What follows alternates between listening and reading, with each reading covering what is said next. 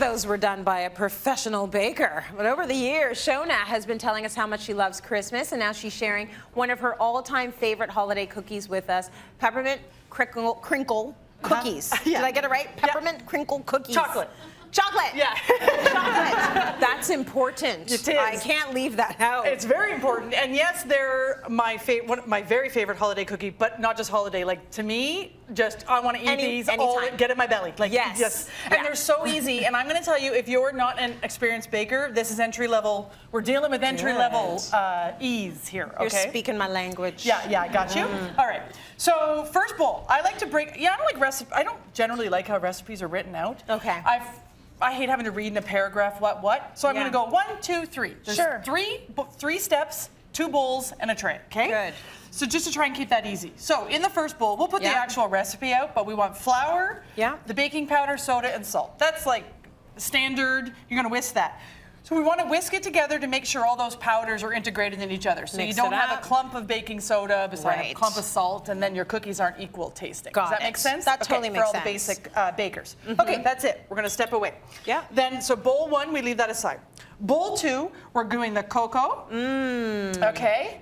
That's good stuff. And we're doing the white sugar and the brown sugar. Nice. Okay. Now we're going to whisk this again. And the reason why, again, just like here, we want to make sure all these dry ingredients are integrated together and in with each other before you add the wet. So every cookie's got the same amount of flavor. Brown sugar and cocoa can be really clumpy. You want to get rid of those and break them up. So this is not a recipe for people who don't mind.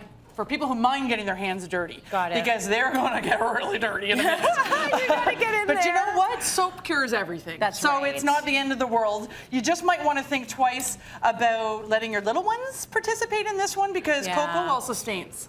Oh, so remember that one. Yeah, like chocolate. Chocolate can be pretty hard. It's like chocolate and red wine and blood are like the 3 worst stains kind of to get out of. So you make a good point. Let's not have any blood in here though. Yeah. But we should have been sipping wine, I'll tell you that, is what we should have been. Okay, so then we're adding the butter. Okay. So my butter, it should be totally melted. It's just hardened a little bit here just as we were setting up. Okay. But that's okay. So we just want to integrate this in. And I'm just going to speed this up a little bit. So we want to mix it all in so it's nice and moist, okay? Okay. As much as it is. Then one by one, we're going to add an egg. So there's 2 eggs. We're going to add 1 egg. So this is when it's going to get a little wet, right? Yeah. But again, for the sake of time, I'm going to add the 2nd egg. Okay. But usually you would take your time in between and just keep building up the... Just integrate it. Yeah, I mean, don't overthink it. Really, this is easy. What I'm doing here is not going to ruin it. Okay. As you can see, it's kind of mixing in really nice and wet. Yeah. Right? We want it nice and wet. Then I'm going to put in the peppermint extract. It looks like there isn't much there, but there is. That's what you did. You don't need much. I'm like, where's the peppermint? Yeah. Oh, it's in there. And then we want semi-sweet chocolate chips. That's now, very important. These are those these are those really little mini guys. Yeah. If you can find, I find them hard to find in my area. Yeah. If you can find them, that's what we're throwing in. If you can only find the full-size chocolate chips, just chop them up a little bit. The full-size ones are just a little bit too big for this. Okay. Because as you can see, we've got a lot of chocolate going on. Okay. Oh my gosh, and I smell the peppermint. Right? It's good. Isn't it? Okay, so this step, we are good. Okay. Oh, sorry.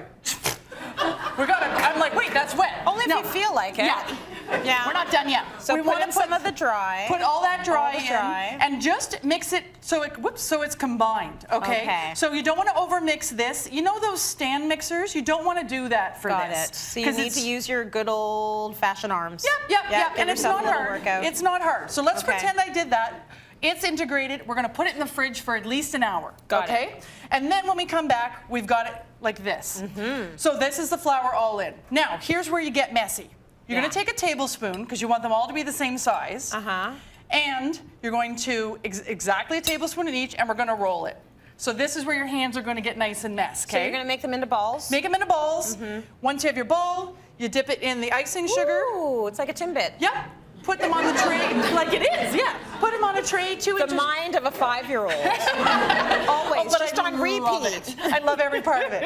Put them on the tray side by side, 2 inches apart, 10 minutes at 350, and they come out all crinkly like that.